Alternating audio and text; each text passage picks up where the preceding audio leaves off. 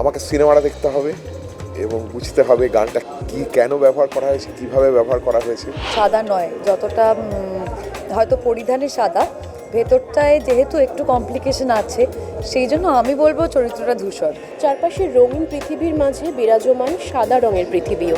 সাদা রঙের পৃথিবী আসন্ন ছবি পরিচালক রাজস্বী দে পরিচালিত নতুন ছবি সাদা রঙের পৃথিবী রিলিজ করবে আগামী 23শে ফেব্রুয়ারি।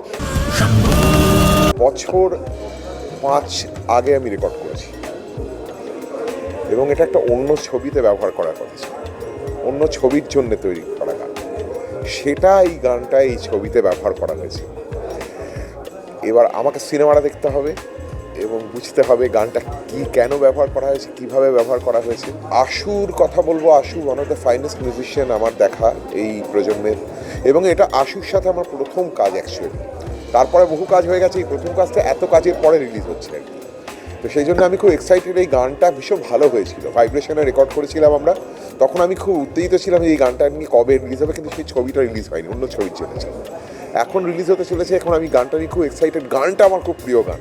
এখানে আমার চরিত্রটা এতটাই গোপন রাখা হচ্ছে যেটা আমি বলতে পারছি না। যেরকম সৌরসিনীদি বললো যে আমার চরিত্রটা বলা যাচ্ছে না, ঠিক সেরকমভাবে আমার চরিত্রটা কি এখানে ঠিক ভালো করে আমি বলতে পারবো না, ওটা সিনেমাতে গিয়ে দেখতে হবে, কারণ খুবই গোপনভাবেই চরিত্রটাকে রাখা হয়েছে। ইমন চক্রবর্তী এবং জয়তী চক্রবর্তী একটা মেডলি গেয়েছেন রবীন্দ্রনাথের আনন্দলোকে এবং আমার সোনার বাংলা। প্রথমবার এরকম একটা মেডলি বাংলা চলচ্চিত্রে ব্যবহার করা হচ্ছে।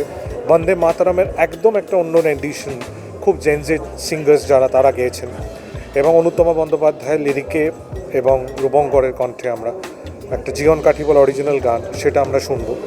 So music is a very very important part in this film. চরিত্রটি খুবই ধূসর, আমি বলবো সাদা নয়, যতটা হয়তো পরিধানে সাদা, ভেতরটায় যেহেতু একটু কমপ্লিকেশন আছে, সেই জন্য আমি বলবো চরিত্রটা ধূসর।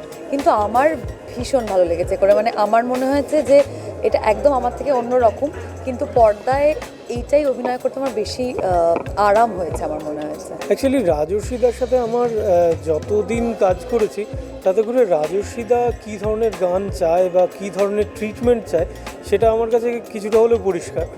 আমায় খুব বেশি স্ট্রাগল করতে হয়নি এটা পালসটা ধরতে, তো আমার কাছে খুব একটা কষ্টের ছিল না। কিন্তু ডিফিকাল্ট ছিল একটাই জায়গায়, সেটা হচ্ছে আমরা কিছু পুরনো এক্সিস্টিং কাল্ট গান যেগুলোকে রিক্রিয়েট করেছি, সেইগুলোকে আমাদের ছবিটার মতো করে প্রেজেন্ট করাটা আমার কাছে একটা ডিফিকাল্টি ছিল। সেটা হয়তো চেষ্টা করেছি আমার মতো করে। আমার চরিত্রের নাম কাজল। শ্রাবন্তীর সঙ্গেই বেশিরভাগ আমার সিন, আর আমি কখনো এরকম একটা চরিত্র বড় পর্দায় করিনি। এর মেয়েটিরও একটা পাস্ট আছে অবশ্যই, কিন্তু এই মেয়েটি ভীষণই রুড ক্রুড, তো মানে পর্দায় ভিলেন, ছোট পর্দায় ভিলেন, আর যাই হোক, মানে এই ডাইমেনশনসগুলো নেই। ভিডিও ট্রাফিকিং নিয়ে তো আমি ছবি লাস্ট আমার দেখা ওয়াটার ট্রাফিকিংও না, ওয়াটারটা একটা অন্য বিষয়ে কথা বলে, কিন্তু আমাদের বাংলাতে আমি মনে করতে পারছি না, কেউ থাকলে বলতে, কোনো কিছু থাকলে জানি না, আমার জানা নেই, কিন্তু বিষয়টা নিয়ে এবং আমার চরিত্রটা মিলিয়ে বা যাদের যাদের সাথে কাজ করেছি, it's a delight to work with those actors, এবং রাজস্বীদার সাথে আমার একটা দ্বিতীয় কাজ, সব মিলিয়ে খুব ভালো অভিজ্ঞতা। সাদা রঙের পৃথিবী ছবিটিতে সঙ্গীত পরিচালনার দায়িত্ব সামলেছেন আশু চক্রবর্তী, গান গেয়েছেন ইমন চক্রবর্তী, জয়তী চক্রবর্তী এবং রূপঙ্কর বাগচি। এরকম আরও বিভিন্ন আপডেটের জন্য অবশ্যই চোখ রাখুন আর্টিস্ট টিভি HD পর্দায়।